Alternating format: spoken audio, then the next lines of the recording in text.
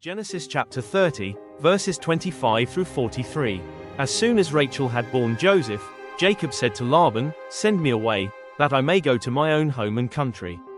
Give me my wives and my children for whom I have served you, that I may go, for you know the service that I have given you."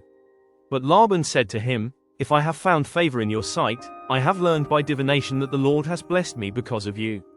Name your wages, and I will give it." Jacob said to him, "You yourself know how I have served you, and how your livestock has fared with me. For you had little before I came, and it has increased abundantly, and the Lord has blessed you wherever I turned. But now when shall I provide for my own household also?" He said, "What shall I give you?" Jacob said, "You shall not give me anything. If you will do this for me, I will again pasture your flock and keep it. Let me pass through all your flock today, removing from it every speckled and spotted sheep and every black lamb, and the spotted and speckled among the goats, and they shall be my wages. So my honesty will answer for me later, when you come to look into my wages with you. Every one that is not speckled and spotted among the goats and black among the lambs, if found with me, shall be counted stolen." Laban said, "Good, let it be as you have said." But that day Laban removed the male goats that were striped and spotted, and all the female goats that were speckled and spotted, every one that had white on it, and every lamb that was black, and put them in the charge of his sons. And he set a distance of 3 days' journey between himself and Jacob pastured the rest of Laban's flock. Then Jacob took fresh sticks of poplar and almond and plane trees, and peeled white streaks in them, exposing the white of the sticks.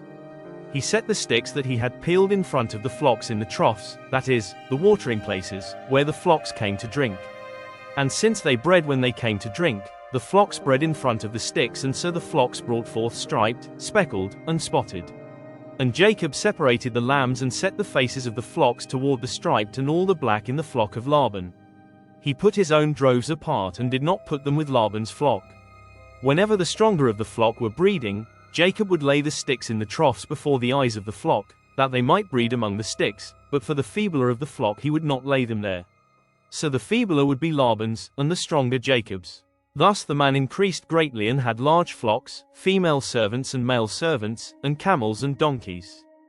Genesis chapter 31. Jacob flees from Laban. Now Jacob heard that the sons of Laban were saying, "Jacob has taken all that was our father's, and from what was our father's he has gained all this wealth." And Jacob saw that Laban did not regard him with favor as before. Then the Lord said to Jacob, "Return to the land of your fathers and to your kindred, and I will be with you." So Jacob sent and called Rachel and Leah into the field where his flock was, and said to them, "I see that your father does not regard me with favor as he did before. But the God of my father has been with me. You know that I have served your father with all my strength, yet your father has cheated me and changed my wages 10 times. But God did not permit him to harm me. If he said, 'The spotted shall be your wages,' then all the flock bore spotted. And if he said, 'The striped shall be your wages,' then all the flock bore striped. Thus God has taken away the livestock of your father and given them to me. In the breeding season of the flock I lifted up my eyes and saw in a dream that the goats that mated with the flock were striped, spotted, and mottled. Then the angel of God said to me in the dream, 'Jacob,' and I said, 'Here I am.' And he said, 'Lift up your eyes and see, all the goats that mate with the flock are striped, spotted, and mottled, for I have seen all that Laban is doing to you. I am the God of Bethel, where you anointed a pillar and made a vow to me. Now arise, go out from this land and return to the land of your kindred.' Then Rachel and Leah answered and said to him, 'Is there any portion or inheritance left to us in our father's house? Are we not regarded by him as foreigners? For he has sold us, and he has indeed devoured our money. All the wealth that God has taken away from our father belongs to us and to our children. Now then, whatever God has said to you, do.' So Jacob arose and set his sons and his wives on camels. He drove away all his livestock, all his property that he had gained, the livestock in his possession that he had acquired in Paddan Aram, to go to the land of Canaan to his father Isaac. Laban had gone to shear his sheep, and Rachel stole her father's household gods. And Jacob tricked Laban the Aramean, by not telling him that he intended to flee. He fled with all that he had and arose and crossed the Euphrates, and set his face toward the hill country of Gilead. When it was told Laban on the 3rd day that Jacob had fled, he took his kinsman with him and pursued him for 7 days and followed close after him into the hill country of Gilead. But God came to Laban the Aramean in a dream by night and said to him, "Be careful not to say anything to Jacob, either good or bad. And Laban overtook Jacob. Now Jacob had pitched his tent in the hill country, and Laban with his kinsmen pitched tents in the hill country of Gilead. And Laban said to Jacob, "What have you done, that you have tricked me and driven away my daughters like captives of the sword? Why did you flee secretly and trick me, and did not tell me, so that I might have sent you away with mirth and songs, with tambourine and lyre? And why did you not permit me to kiss my sons and my daughters farewell? Now you have done foolishly. It is in my power to do you harm. But the God of your father spoke to me last night, saying, Be careful not to say anything to Jacob, either good or bad. And now you have gone away because you longed greatly for your father's house. But why did you steal my gods?"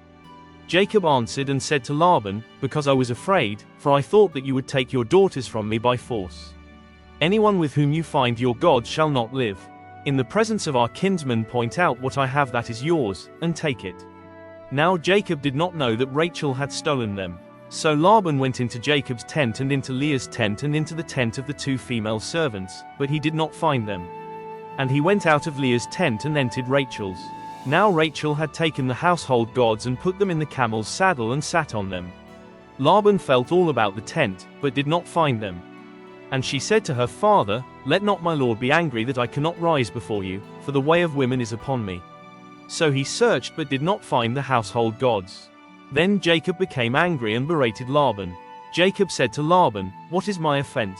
What is my sin, that you have hotly pursued me?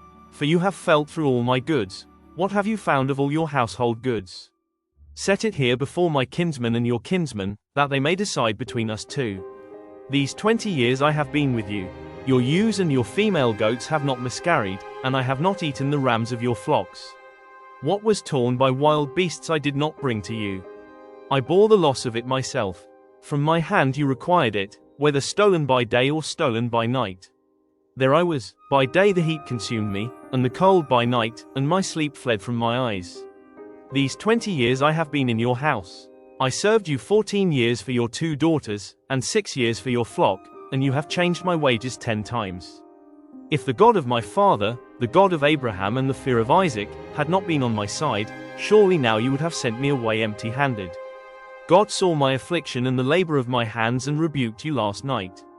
Then Laban answered and said to Jacob, "The daughters are my daughters, the children are my children, the flocks are my flocks, and all that you see is mine.